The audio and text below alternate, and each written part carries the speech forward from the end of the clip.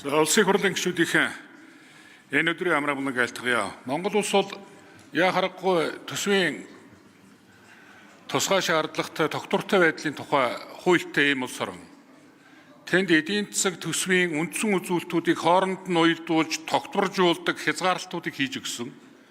Энүүнийг барьж ажилддаг.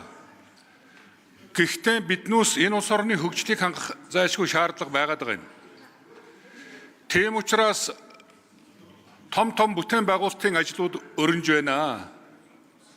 Улсын төсвийн зарлагын 20% тэнцэх хэмжээний газрын тус боловсруулах үйлдвэрийн маань төсөв төртөг тэгж гарч ирж байгаа. Бүтээн байгуулалтын ажлынх нь өртөг. Тэгэхээр энийг тэр тусгай шаардлаганд нийцүүлээд явна гэхээр зэрэг ажил 20-30 жилээр үргэлжлэхээр ийм дүр төрх байгаа. Бүгдээрээ энэ байдлаа мэдж байгаа.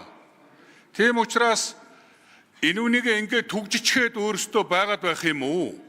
Эсвэл энэ хууль зүйн хувьд нь авч үзэж өрийн удирдлагын тухай хууль, төсвийн тухай хууль, тэр хөгжлийн банкны тухай хууль гэтэргээд энэ холбогдох хуулиудаа өөрчлөлт оруулад өөрийнхөө үйл ажиллагаагаар анхны хөрөнгө маань өгчөж чадах ийм аж ахуй бизнесийн чиглэлтэй том бүтээн байгуулалтын ажлуудаа зээл юмнуудаа авч ашигладаг тэрийн засгийн газар хоорондын гэрээ хэлцээрээ сойрхон баталж хаад зээл авч байгаа талын хөгжлийн банк нь зээл олгож байгаа талын банкнууд нь хоорондоо гэрээгээ хийгээд үндсэн аж ахуйдаа зээлээ өгөөд явдаг ийм хэлбэрээрээ явах юм уу гэд бидэнд бодох юм маш их байгаа. Өнөөдрийн энэ ярьж байгаа асуудал бол аль нэг хүн лүү буруу өгөх янзгүй. Хуулийн төсөл өргөн баригч нар 3 төсөл дээр энэ хуулийг үйлчлэхээр нэг удаа үйлчлэлтэй хууль оруулж ирсэн.